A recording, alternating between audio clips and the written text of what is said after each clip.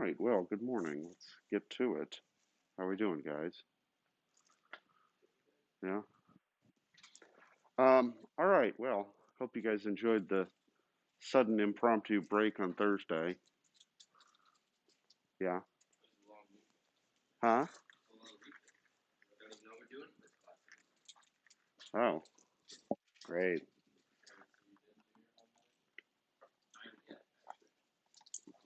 Makes me a sad panda.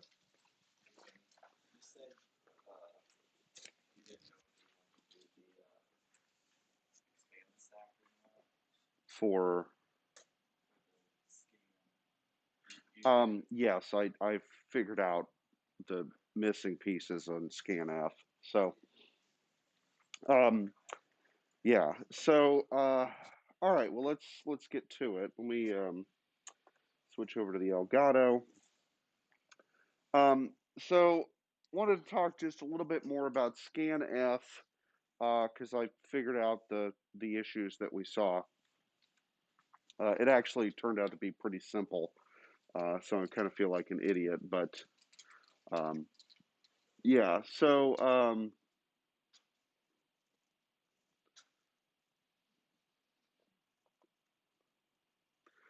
all right. So how does Scanf work? Well, what do you pass to it? You pass to it two pieces of information. The first in X0 has to be the memory location of your formatting string, whatever that is, okay, which is going to specify what kind of input scanf is looking for, okay. Um, and then X1, so it doesn't actually have to be the stack pointer, but that's maybe a smart place to put it or to use. Basically, X1 is going to be where in memory do you want to start putting the data that's received from the user? Okay. And where would be a good place to put that? Well, how about at the bottom of the stack? But it doesn't have to go there. In fact, um, I wrote just a quick little example or test program in C that uses scanf and compiled it to see what happened. And to my surprise, it actually puts stuff above the stack, outside of it. Okay, so if you think about, so the stack pointer starts at a value, and then we expand the stack and we put things like x29 and x30 into it. Uh, and so then I looked at memory, and the original value of the stack pointer is sort of like the highest in memory that the stack ever goes. And where did I find scanf putting data? Above that in memory. Okay, so that was a little surprising to see, but that's okay. Um, but so we could put it anywhere basically, but someplace on the stack is probably the logical location.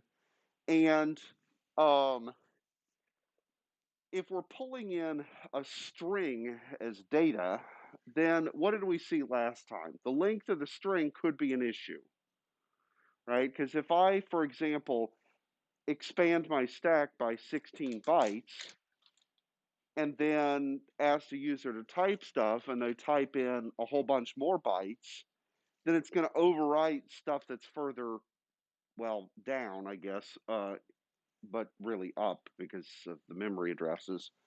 It could overwrite stuff that's already on the stack, and that's obviously a bad thing, right? Because then we lose information. Okay, so the question is then, how do we how do we limit the amount of data coming in off the stack or coming in from scanf?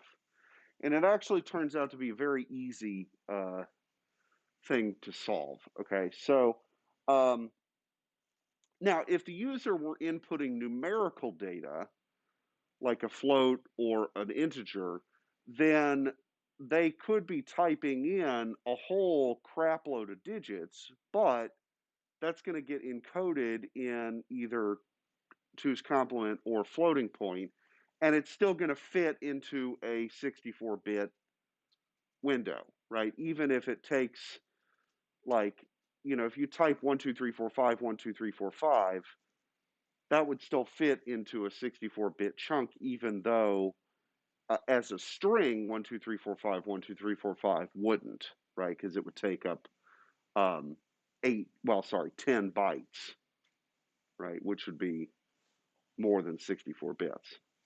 Okay, does that distinction make sense?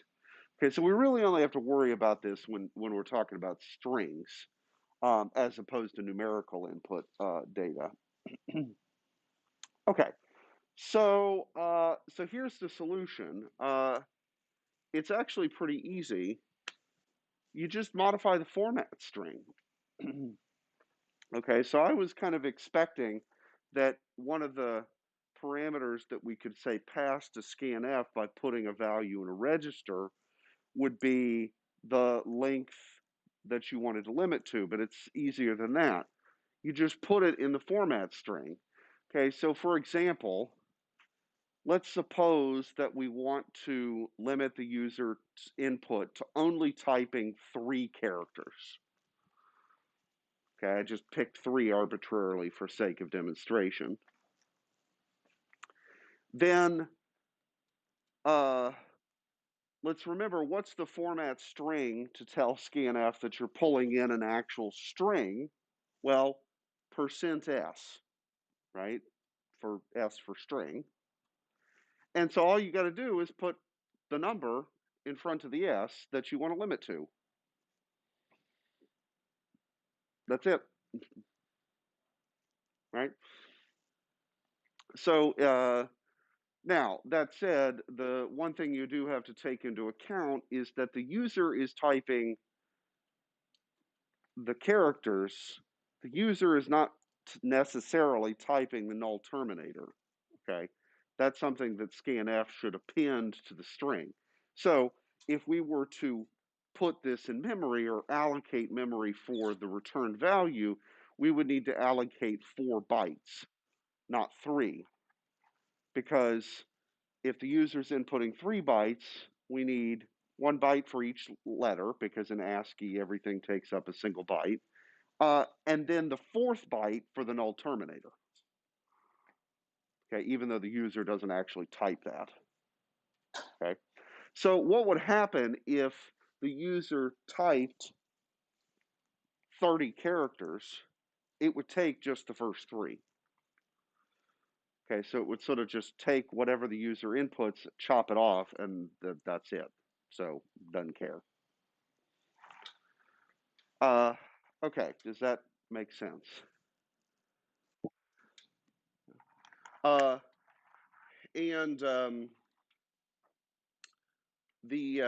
I think you can use this number to, like, I'm not sure why you would do this, but, well, like, let's say you're writing a game and you said pick a 2-digit number, right? Then you might be able to use this to limit it to a 2-digit input.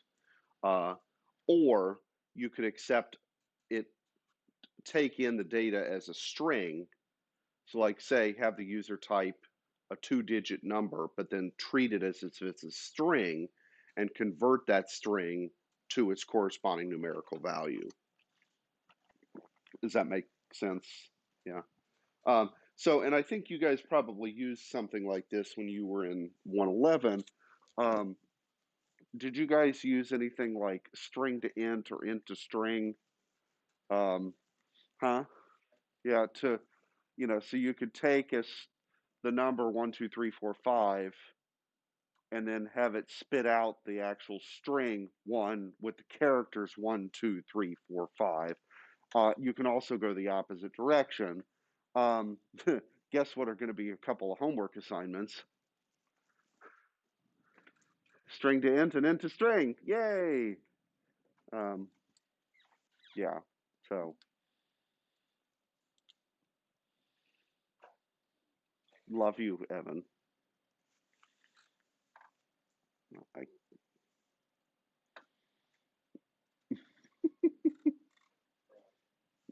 So anyway, Yeah, so that's all you got to do. And so what you would want to do then, right, is you would expand the stack to be however big you needed, and then just limit the input to whatever you want, right? Um, so for an example program that we're going to do today, I just picked 16 characters, which would be uh, 16 bytes, just because that seems like a clean number. But obviously, there's, whatever you want to make it, it's up to you. You just need to make sure to expand the stack by the appropriate amount. Um, and to be clear, so let's go back a moment here. When you expand your stack, how much do you have to expand it by at minimum? 16, 16 bytes, right? Um, if you do it with 8, it'll work in an emulator, but not on the real hardware. Okay, so the stack pointer has to be a multiple of 16. That doesn't mean that you can't read and write data from something that's not a multiple of 16. It just means the stack pointer's got to be there, right? So let's say, for example, we were writing a program to take in um, um, 2 different 8-character strings.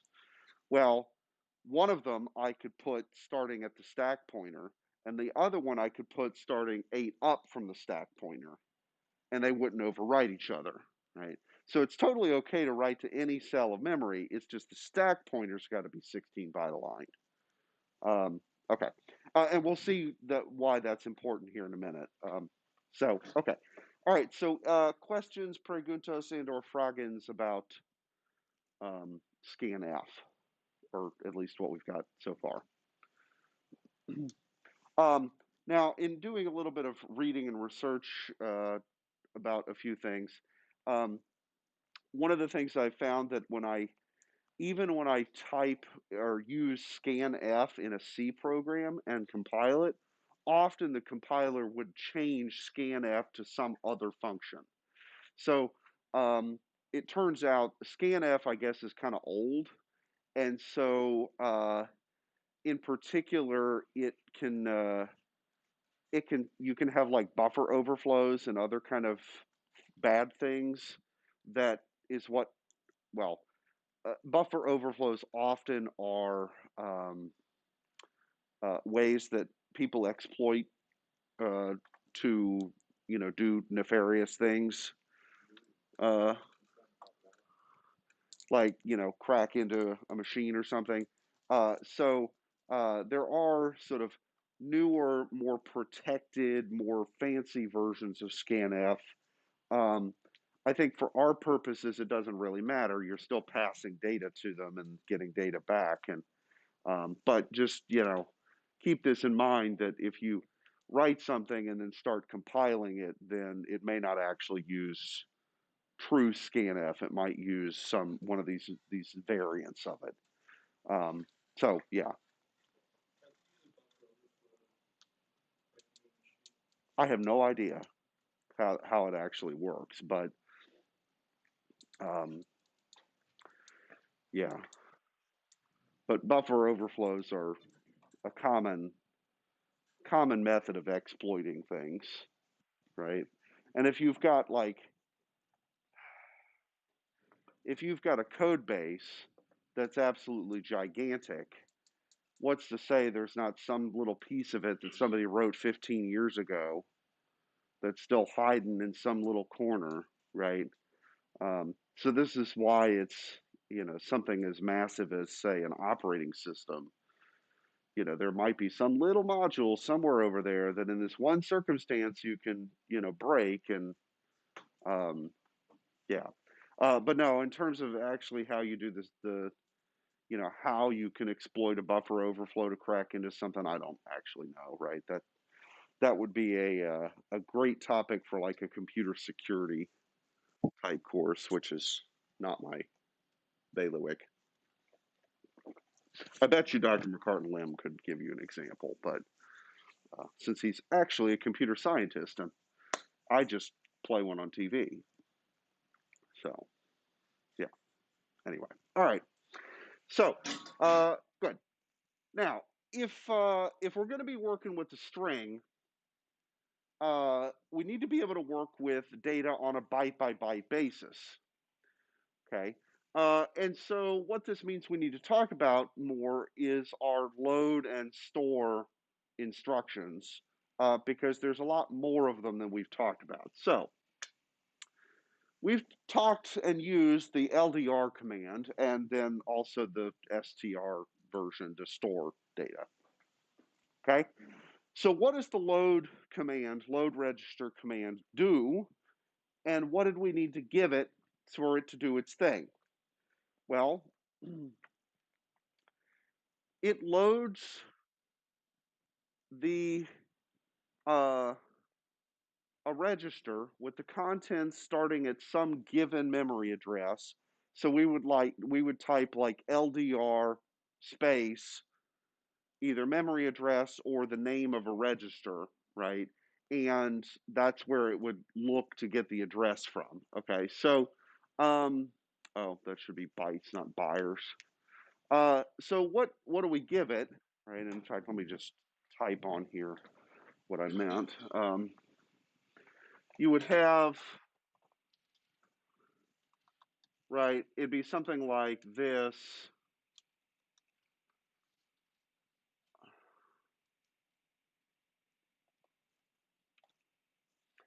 Something like that, right? Load a register with something from a memory address. If I type it like this, I have to know the memory address in advance. But if I want to um, use indirect addressing, I could do something like this, right? So what's that going to do? It's going to look in look in register X1 and say, all right, whatever's in here, I'm going to treat as a memory address. And then I'm going to go out to that memory address and grab whatever's there. Well, starting at that memory address, right? Because it's really 16 bytes worth, or sorry, 8 bytes. And then I'm going to put that in X0. Okay. Right. So this is an indirect read, um, in the sense that the register contains the address, it's not something that you're pre-specifying by hard coding. You could, but in practice you don't. Okay, now while we're on the subject of that, let's contrast that to, um, I know it's been a while, but you guys remember the Brookshire stuff?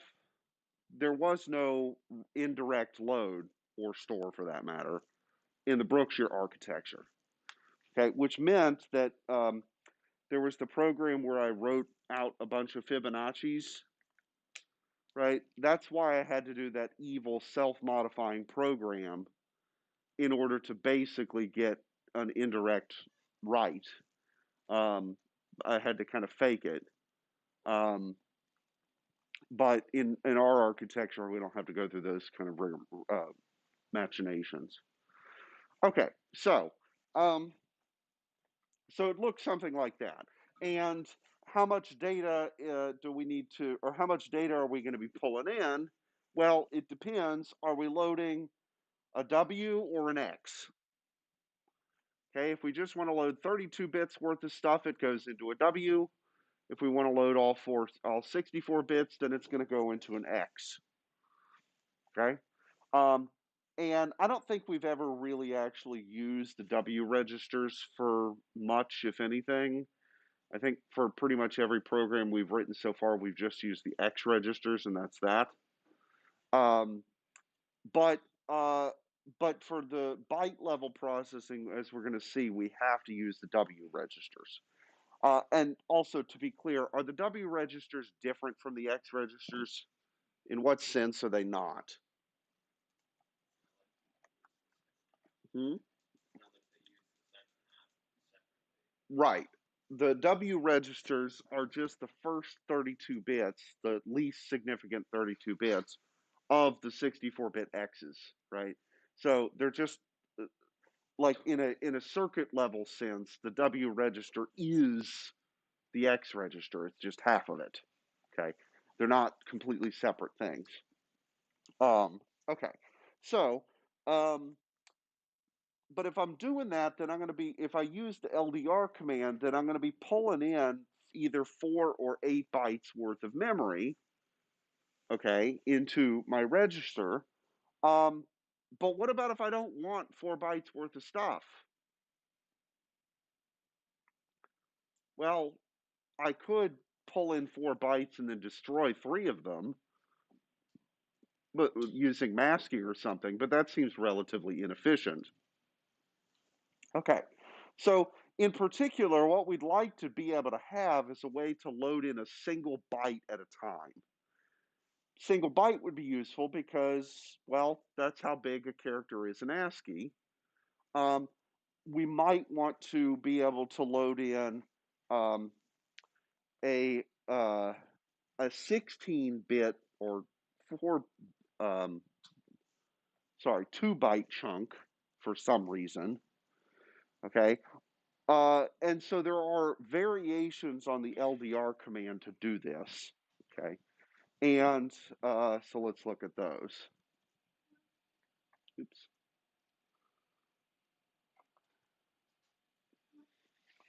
Okay, so they are the following. You just append onto LDR a letter, okay? And the commands all work pretty much the same. We can load a byte. We can load a half word, which is 2 bytes. We can load a word, which is 4 bytes. Or we could load in a double word, which is 8 bytes. Um, and so a double word is your 64-bit chunk of stuff. And all we basically have to do is for the byte or the half word, just put either a B or an H at the end of the LDR, and that will pull in a single byte, or in the case of the half word, a 2-byte worth of stuff. Couple things to notice.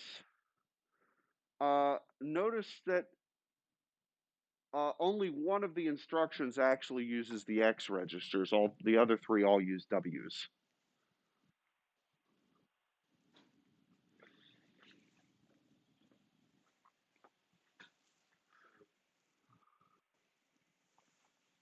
So what, Evan? Mm-hmm. Yep.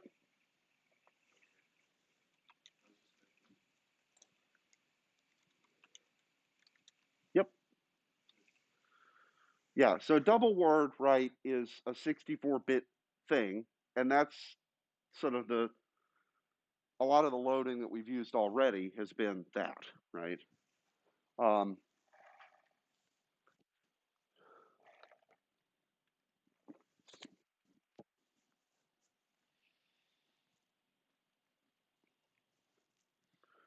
so this is, I think, the thing I maybe mentioned on Tuesday, sort of joking from last time I taught this, that it really, really bothered Matt Clark that, for example, the byte, load byte into a W register, you can't put an X right there, right?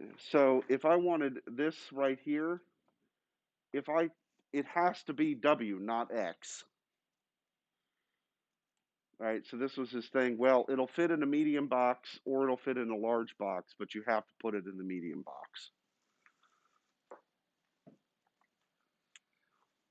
Yeah, he was immensely bothered by that, but get over it. Okay. Um, okay. Now, so the solution, right? How did I find these? Well, I didn't have to go to the manual to find these because I remembered them. But when I was first learning ARM assembly, how did I figure out what these opcodes were? Well, I read the manual. You guys know what RTFM stands for? Read the fantastic manual. Uh-huh. Yeah, that's what the F stands for. Sure. Yeah, no, the F stands for something a little bit more salty, shall we say. Um, right. But like, how would we find this stuff? Okay, right? Where is the manual? Or we really have two versions of the manual, right? What do we have on Canvas? So I've got the opcode Excel sheet, but then also the PDF of stuff from ARM, and they just go through and find the appropriate thing. Okay, well, there's if we can do this for loading, we can do the same sort of thing for storing, right? So all of the load commands have the parallel store command to put data back into memory. And there, what you would be doing is specifying the starting memory address of whatever piece of data. And so, like, let's say, for example, for a double word, if I say store some register to memory address 0, say, where is that data going to go? Well, it's going to go into memory addresses 0 through 7, okay, because it's a 64-bit chunk worth of stuff. So what I'm specifying is just the starting memory address of it. Now, in the case of a byte, if I said store byte to address 0, then I would modify address 0, but address 1 would be untouched. Okay, so it just depends on how much data you're dealing with. Okay, now the other thing is, I guess with if I load a single byte into a 32-bit register, right? I only need 8 bits for an ASCII character. So I load those in. Which 8 bits do those go to in the 32-bit register? What makes sense? Which bit positions are those 8 bits going to go to? The first 8, which would be 0 through 7. Okay. What's going to go in bit positions 8 up through 20 or 8 up through 31? Nothing. But something's got to be there. So what's it going to be? Just zeros. Okay.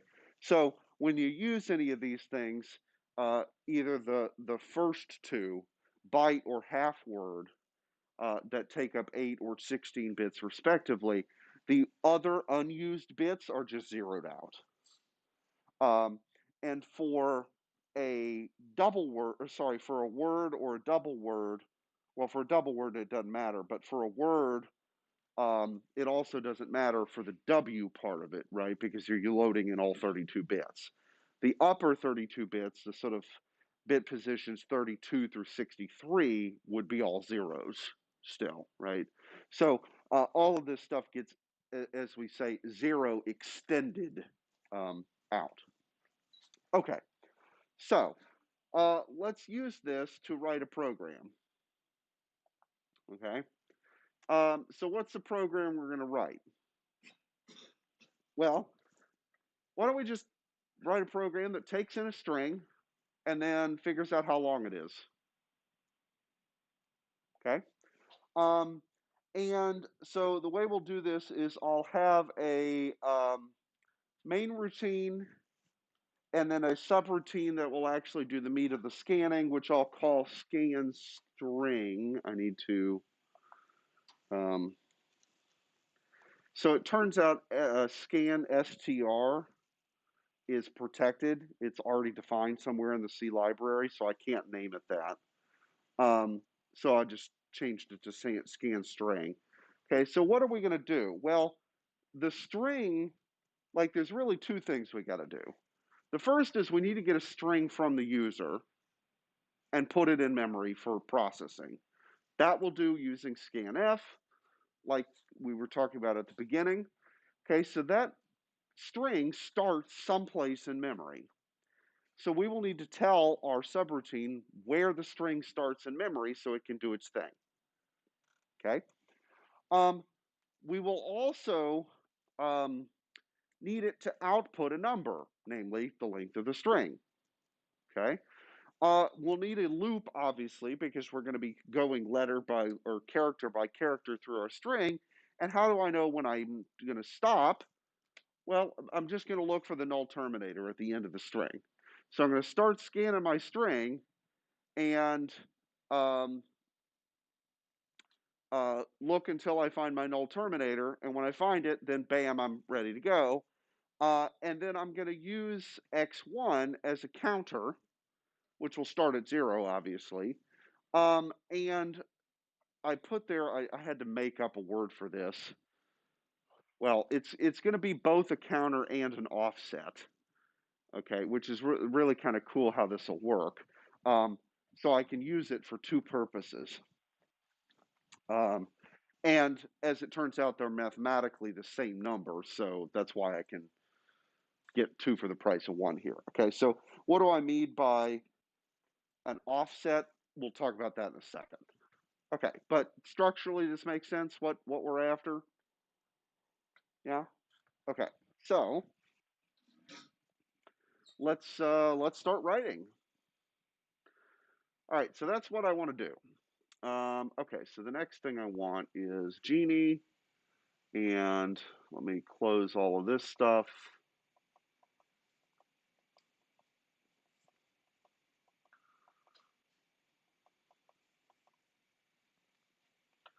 Let me make a new project, and I'll call this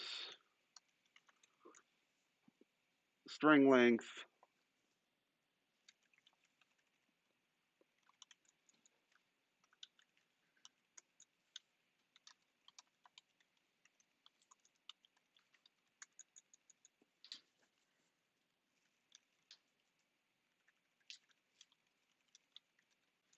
Okay, so, and let me go ahead and save this before we get going too far. Okay, so, and then on this screen, I'm going to pull up my actual code. So I can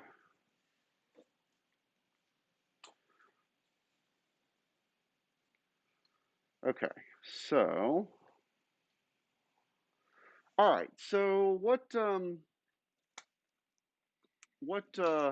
stuff do we need? Well, we're going to prompt the user to input a string, correct? Okay, so what we need 2 strings then. One to tell the user to do something, and the other that'll be the format string for what the user is going to be putting in. Okay? All right, so let me make my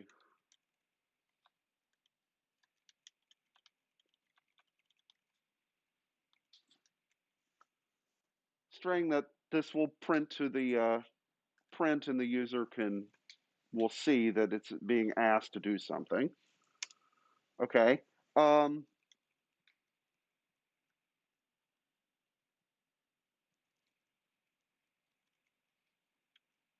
Oops.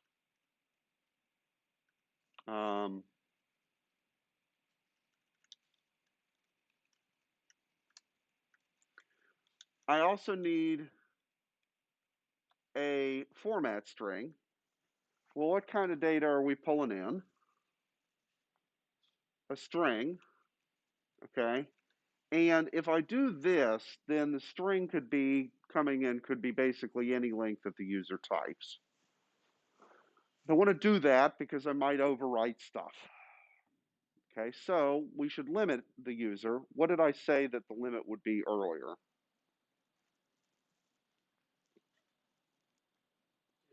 Huh?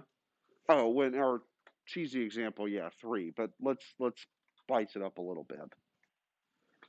Let's make it 20. Let's make it 16. Okay, but I'm going to type 15. Why? Yeah, I want to save room for the null terminator, right? So if I put 16 there, then how many bytes would the string take up potentially in memory?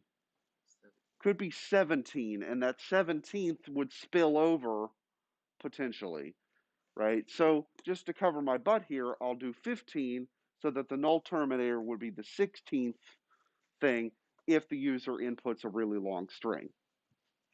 Okay, so yeah. All right, so I got that. And then the last thing I'm going to do is just to make sure that it's working correctly and that we haven't messed anything up.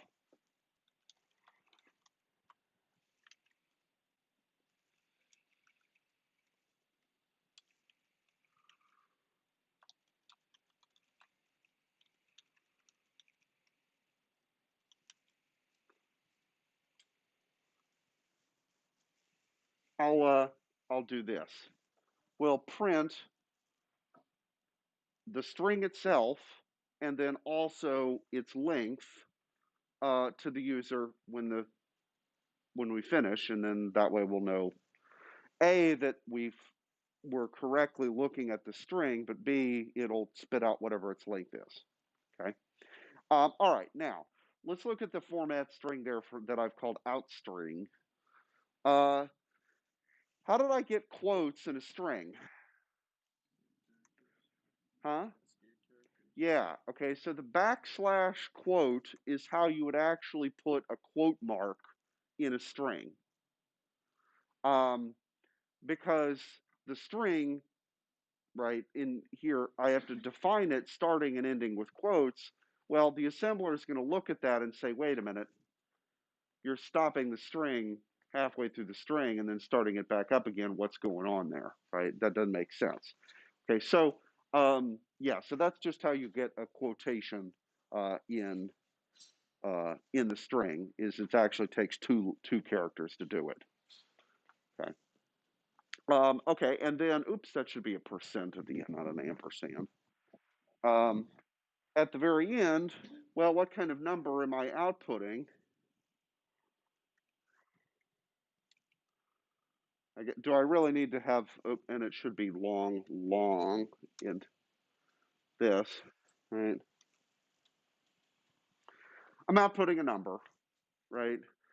Now, technically, that's a 64-bit number, which is way overkill for a string that we've limited to be 15 bytes, but that's okay.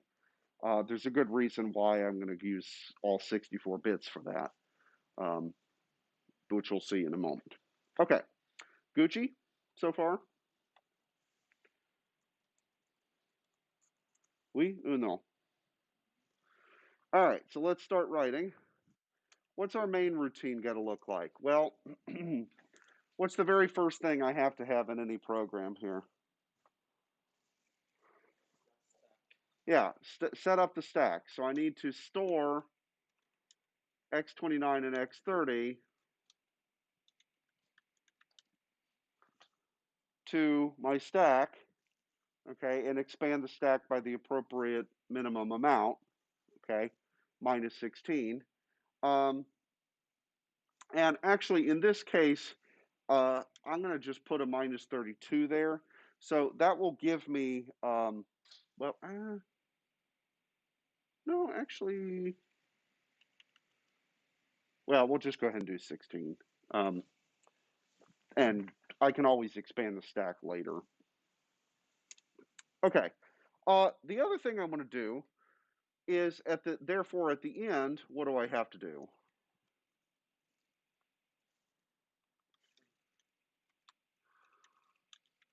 I've got to do the corresponding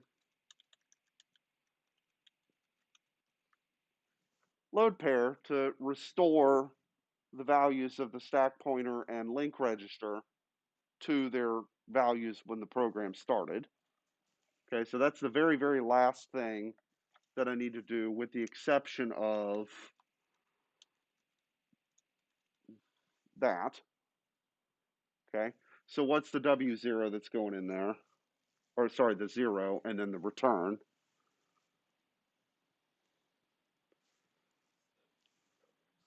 Yeah, the exit status. Okay, so at the very, very end, I'm just going to say, okay, if I got to this point, the exit status is 0, return to the OS, and right before I did that, I restored the old value of the stack pointer and link register to the registers. Okay, now, so everything that's going to go in between, all of the printing, scanning, and stuff, that's all going to be in that white space. Okay, so let's do this in sort of 3 chunks. First chunk, I need to prompt the user. Okay, so I need to print my string that says, please enter a string. How do I print a string?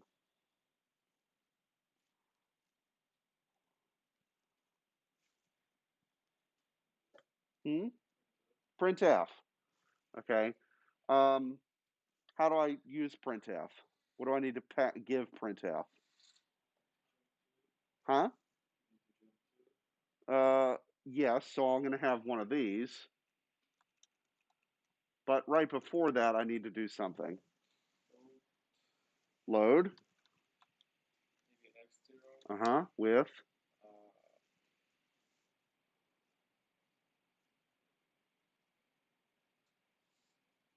Well, I have to pass it a formatting string, right? Or a string, right? Where is that string?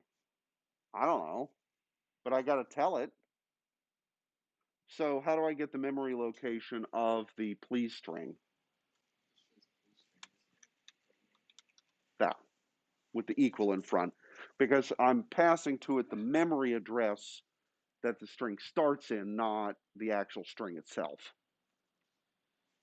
Okay.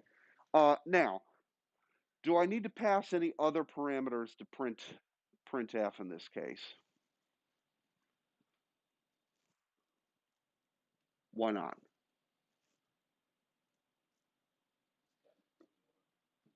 Yeah, all I'm printing is the string. There's no other data that I'm throwing in there. So like the output string has 2 extra arguments. Those will have to go in x1 and x2.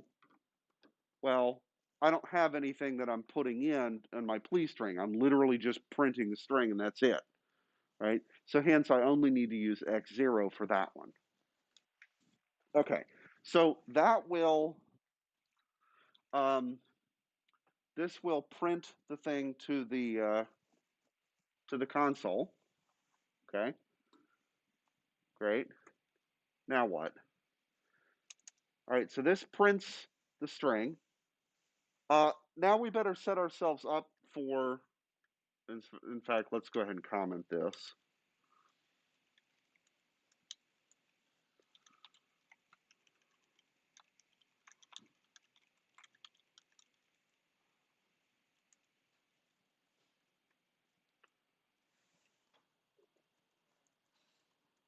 All right, what's next?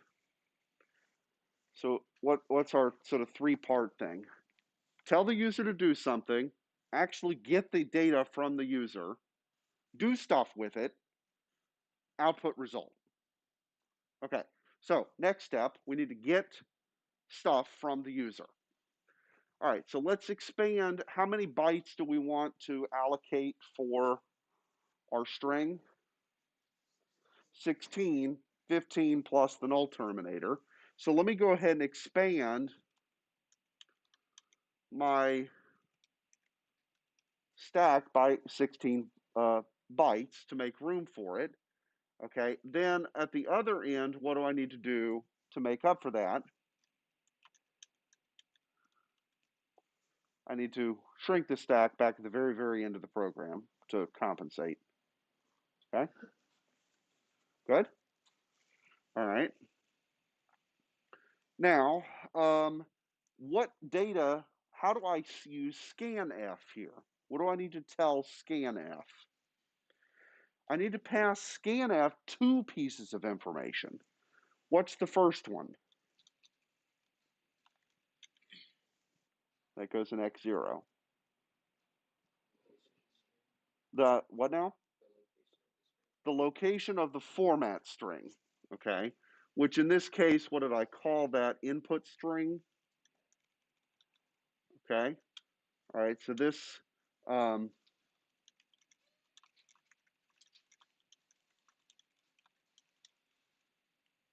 okay?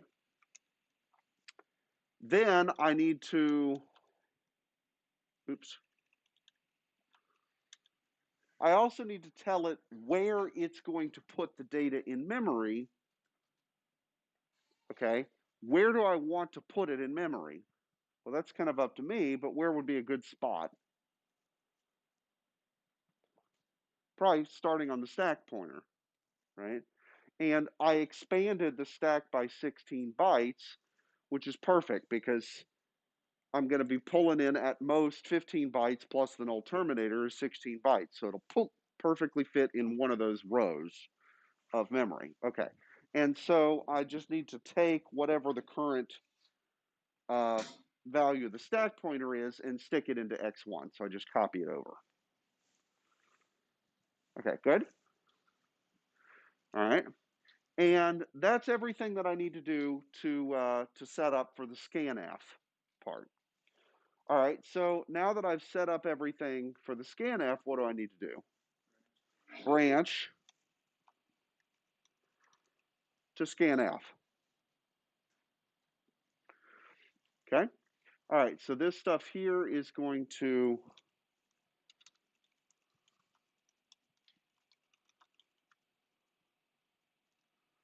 receive the input, set up and receive the input from the user.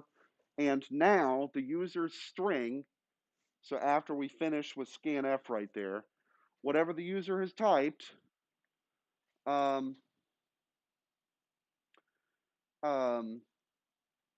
will,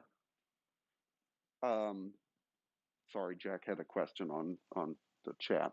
Whatever the user has typed is now sitting in memory, starting at the stack pointer, going no further than 16 bytes from the stack pointer because I limited the input amount.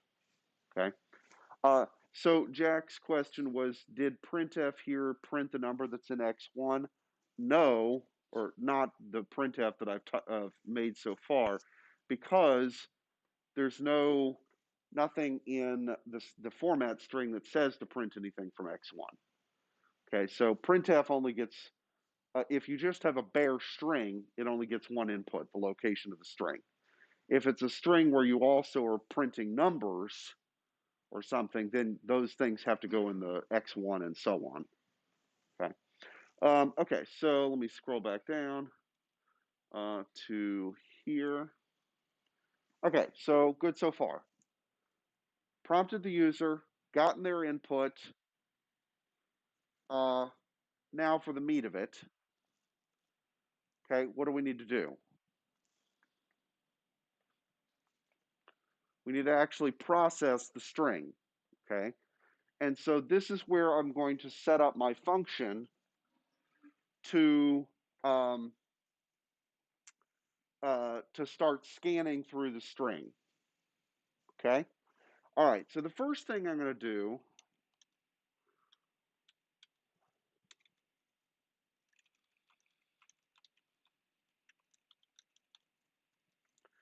is, how did I say that, or how did I choose to define the function? I chose to define it where I will specify the starting memory address of the data that the user has input. Where is that? Well, it's at the stack pointer, whatever that is. Okay, so I'm going to copy whatever the stack pointer is into register 0 and pass that to my function. Okay, and then what do I need to do next? The other thing I'm going to do is I'm just going to put the number 0 in X1.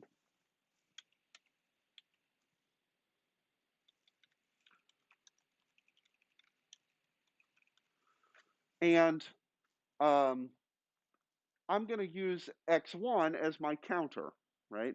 So as I scan through the string, I'm going to add 1 each time I get to a new letter or new character. And if I start at 0 and I start scanning through, well, that's perfect, right? It'll be, the counter will be exactly whatever the length of the string is when I'm done, okay? So I just want to initialize its value to 0, and now I'll pass to my function, which, what did I choose to call it? Scan string. Okay, so all I've done there is set up initialize the two variables that I need to pass to my function. So they're ready to go. And now we're ready to actually write scan string. Okay, so questions up to here. No. 9? You guys awake yet? Jack's, I'm sure, awake because it's, 9 o'clock at night to him. He could be. Right? He probably had an epic dinner. So, okay, good. All right, so now it's time to write the actual scan string routine. All right, so let me just type. Well, it's a string, right? So I want to pull in data letter by letter or character by character. So I'm going to load a byte. Where am I going to put this information? Well, I got to put it somewhere. So how about, sorry, got to put it in W0. Oh, actually, you know what, guys? Guess we didn't actually need that, but okay. I'm going to put it in W0, right? That's where I'm going to put data to process. And where is it coming from? Where's the starting location of the data that I want to read through? I put it in X0, but okay, I actually didn't need this.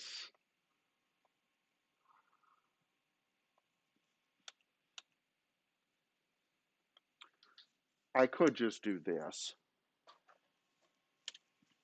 Okay. And the reason I can get away with that is that my subroutine does not itself expand or contract the stack, right? And so the stack pointer, once I enter the subroutine, is the same as what it was when I was outside the subroutine. And so I'm not changing the stack pointer. If I had something like, and this maybe would be a good thing for us to talk about Thursday, is recursion, then you have to be a little bit more careful because the subroutines themselves are expanding the stack. Okay. So anyway, but in this case, I can just get away with that. Now I've put a comma here. Okay. And I've put X1 there. All right, so what does this do?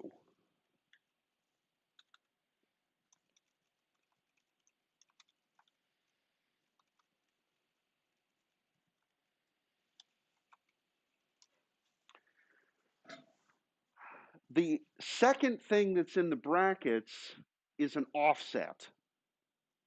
Okay, so what's the initial value that's sitting in X1 before I've done anything? It's 0. Okay, so if I look at the stack pointer plus 0, what am I looking at? There's still a stack pointer. Okay, and that's where the first character is. But then, where's the next character? It's at the stack pointer plus 1, right? And then the one after that would be stack pointer plus 2, and so on. Okay, well, so I could type literally the number 1 or 2 or 3 or whatever there, okay? But I don't want to because this way I can have the counter both count and be the offset from the stack pointer, okay? And so I can put a hard-coded number there where I've got the X1, but I don't want to do that here. I want to use a variable, and where is that variable? It's sitting in X1, okay?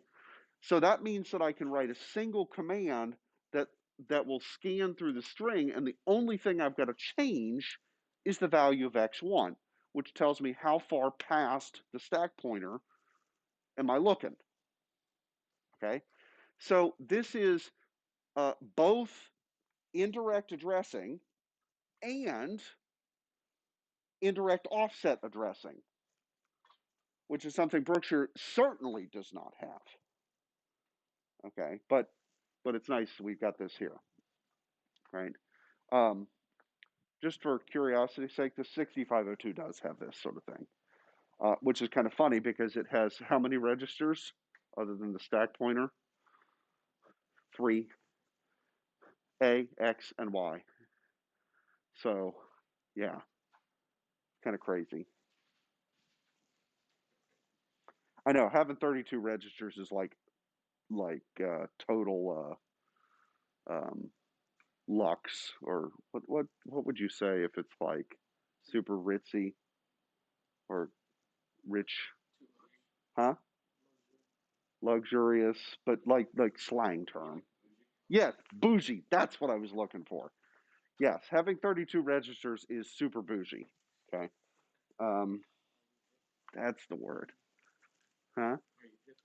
Yes, I'm hip to be pi r squared. All right, so that part's going to be an offset, and we'll pull in the appropriate byte. Okay, now I need to look at that byte and make a decision. What's the decision I need to make? I need to look at the byte and say, what? Is it 0 or not? Because if it's 0, that means I've hit the null terminator and I'm finished. All right, well, how do I tell if something is 0? I can do a compare. And in this case, I choose to do a compare branch non-zero. Okay, so I'm going to set myself up here for a branch. Either the byte I'm reading is 0 or it's not. If it is 0, then that means I've hit the null terminator and I'm finished.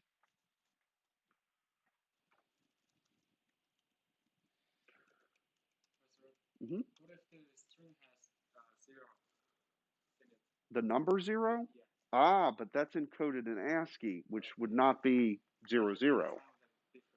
Yes. Oh, okay, and I don't remember what it is. We'd have to pull up an Ascii table. Some number, right? Yeah, but yeah, the only time that 00, or sorry, that the byte of all zeros would be in your string is the null terminator.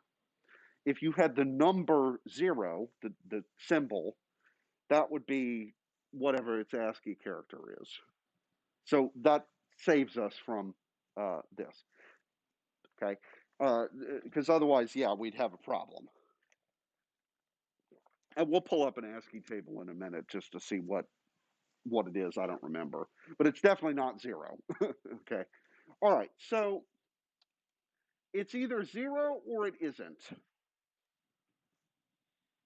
All right. So if I've hit the null terminator, then that means I've hit the end of the string.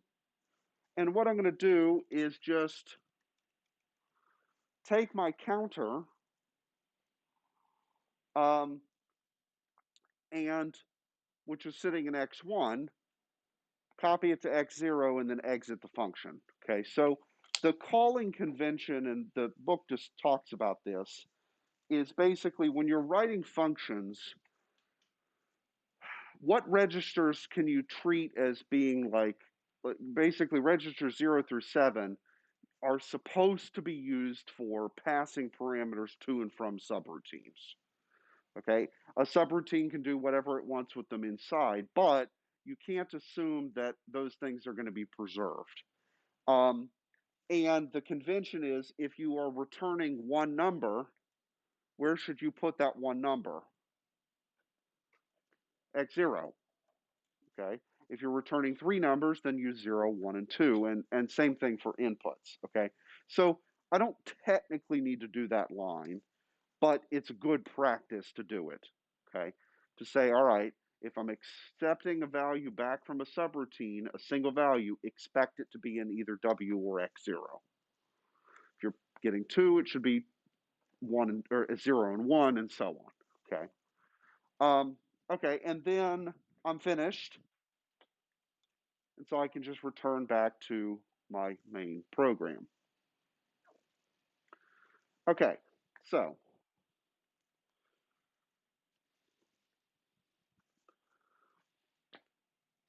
these two commands right here are what happens after I hit the null terminator. That tells me I'm hit the end of the string, I'm done. Get out of there. Okay? Well, if I haven't hit the null terminator, then I want to do this stuff down here.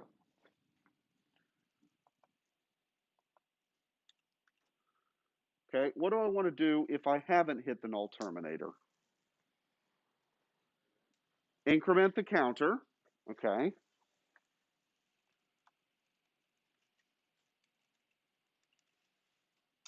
And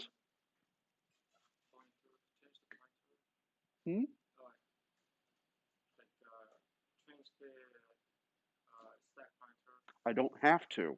No, because I'm doing an offset. So the stack pointer stays the stack pointer.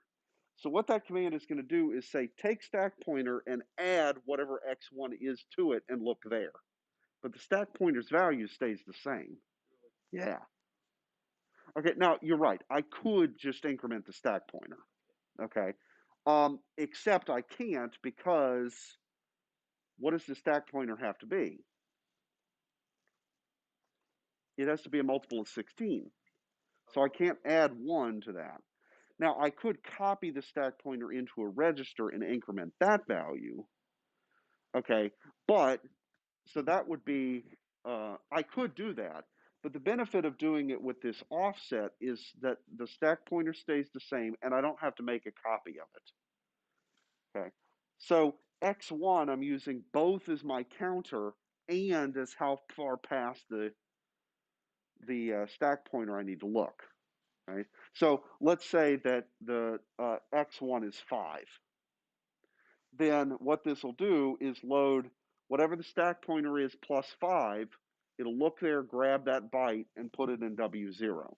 But the stack pointer's value stays the same. Does that make sense? Yeah? Only x1 will change. Okay, good? All right, so I need to add 1 to the to my counter, and then what? Huh? Do it again, which means I need to branch the scan string. Okay, and I'm doing a branch there, not a branch and link, because if I do a branch and link, I'm going to get stuck inside here. Right? By leaving it as just a branch, that means that the link register's value is going to be whatever the memory address of line 27 is, okay, which is where I want to come back to after I finish the subroutine. Okay, so this should work, right? Notice how I used a label within a label, right? The not 0 here. That's totally okay, right? And essentially what was I setting up? This construction right from here to there is essentially an if, then else, but really what order did I put it in? I put the else first, right? And that's only because I did compare branch non-zero. Could I have done compare branch 0 instead? Yeah. Okay, but if I had done compare branch 0, then I would have, it would have looked different. Okay. I just chose to do compare branch non-zero instead, right? Doesn't really matter. Okay, does that make sense? All right, well, let's compile it, assemble it, compile it, or sorry, assemble it, link it, and run it, and make sure that we haven't screwed anything up, which is, of course, entirely possible. Oh, thank you. Forgot. I was so excited. We didn't do the output string, okay? So we've computed the length of the string, but we haven't actually printed that data to the user. All right, and so for that, what I need to do is I'm going to take, well, what's my format string for my output? It's this, right? Okay, so in order to print that, I need to pass printf 3 pieces of information. What are they? Okay, the location of the format string, that needs to go in x0. Something's got to go in x1. The location of the user's of the input string. Okay, so I'll just put the stack pointer there. Okay, because that'll point to it, right? And then the third thing I need to do is put what? The value of the counter. Okay. Now, when I come back from the subroutine, where is the value of the counter? It said, well, it was in x1 inside the subroutine, but where is it after? X0, because that's the very last thing I did was move it to X0 and exit. Okay, so X0 has the value of my counter, but what register does it need to be in for the printf part? X2, because it's the third thing. Okay, so what's got to be in X0? Pointer to the string, or memory address of the format string. What's got to be in X1? Location of the string to print, the data to print, and then what's going to be in X2? The number. Okay, so I need to move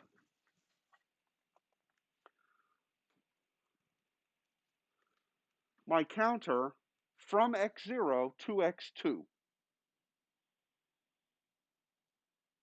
Okay, because what do I have to put in X0?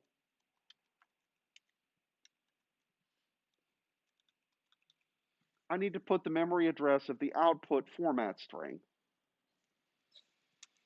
And what do I have to put in X1?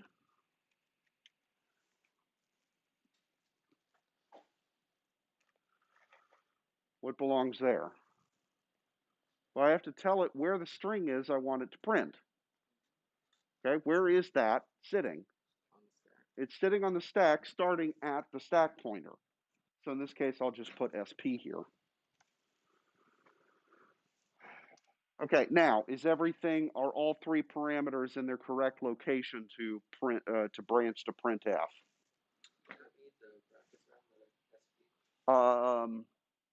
No, because I'm literally copying the stack pointer's value to x1, right?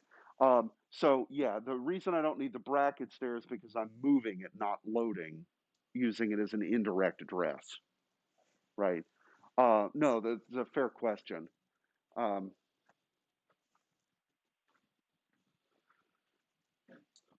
okay, good. Do we have everything where it belongs? And why did they have to go in that order? 2 reasons. Well, what has to go first? The location of the format string, right? You have no choice about that. Why did the other stuff have to go in the order it did? Because of the order I chose to put it in my string, right? So I wanted it to say the string blah has length blah, right? Which means that the location of the string that I want it to dump in here has to go before the value of the number, right? If I had said, well, if I wanted to go in the other order, I would have had to switch it. But that's how printf knows what to stick where, is just got to go in order. Okay. All right, good. Now, so then what's the last thing we need to do? Just branch to printf. Okay. And now we're done. now let's assemble it and run it and see what happens. Okay, Gucci?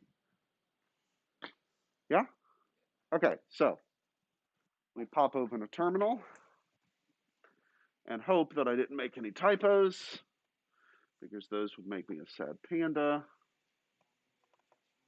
All right, so we want string length.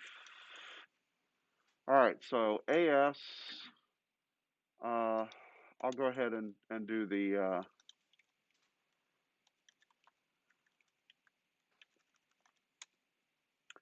all right. Oh, I made the same mistake yesterday. What do I have to compare here?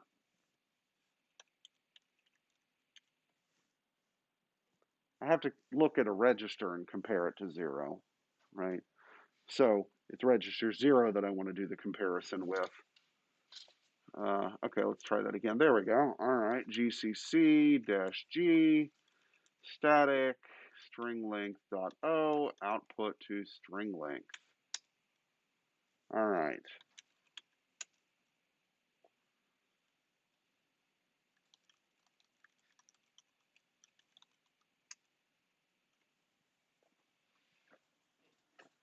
Okay, so what I did here, just for sake of demonstration, was deliberately input something longer than 15 characters.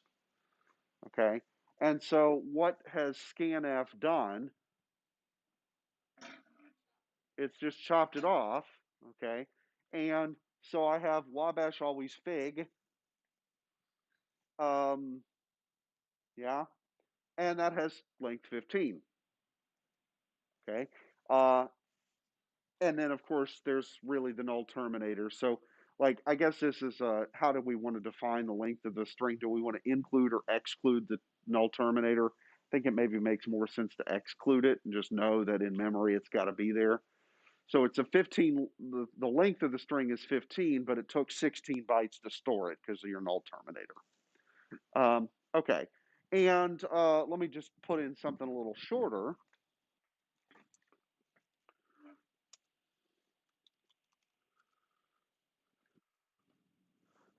Right, then there it is, right?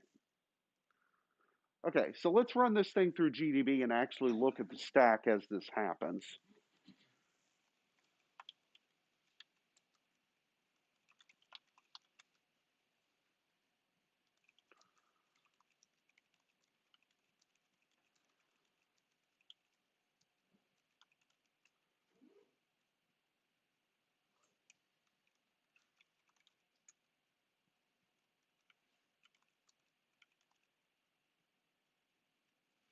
All right, so let me do, all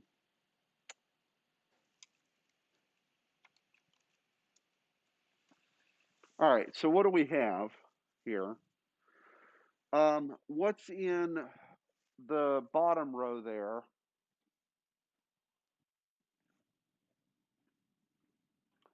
Okay, so what do we got here? We got the old value of the stack pointer when the program started and the old value of the link register, okay, that we stored onto the stack to preserve them. I expanded the stack by 16 bytes, and then I took data from from Scanf, and where did that end up on my in my stuff? Well, there it is, right? So 6162. Well, how do we have to read this, by the way? Yeah, we gotta read things in the correct order, right? But there we've got our Ascii for Wabash, and then our null terminator. And then what's this 10 doing? Well, that's just whatever happened to be in memory from before. Scanf didn't overwrite it, so there might be garbage there from before. And so what's this going to do, right? It's going to, and this is a little misleading, what is actually at memory address 050? Which byte out of this chunk? Is it 61 or 57? It's 5-7, right? That's in the least significant bit position. Okay, so that's the W, A, S, or sorry, W, A, B, A, S, H, null terminator. Okay, so it looks in the wrong order here, but it's not, right? It's just the Indianness issue. Okay, Gucci? All right, well, there we go. That was pretty fun. All right, so what kind of cool stuff can we do with this? Now that we know how to load in strings and start processing them. Well, oh, sorry, before we finish, your question about the, and I know none of you have anywhere to be for half an hour, so make yourselves comfortable.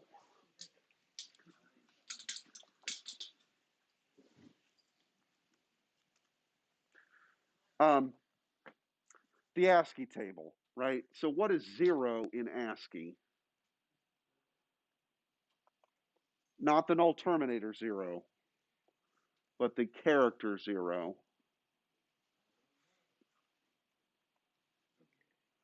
Okay, in hexadecimal it'd be 48, or no, yeah, no, that's decimal. Sorry, hex 30. Okay, all right. Now, there's one thing I wanted to point out here. Let's look at the letters. What's capital A in hex? 41. Okay. What is lowercase a in hex? 61. Okay. So if you wanted to convert, how many of you guys, when you were in Java class or whatever, used either the function toUpper or the function toLower? One of the two? No? Okay, so what do those functions do?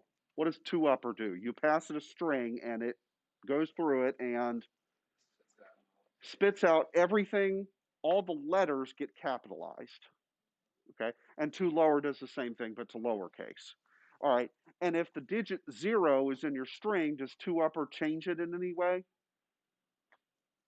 No, it only does this to the letters, right? The 26 A through Z, capital or lowercase. Well, how do you think that function works?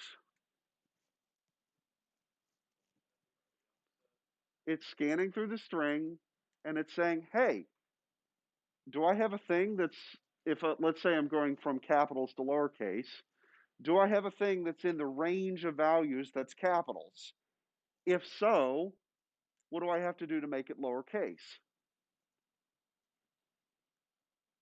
What's the difference between 4-1 and 6-1 in hex?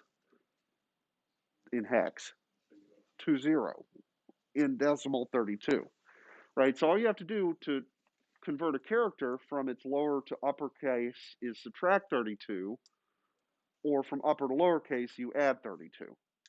So guess what your next assignment is?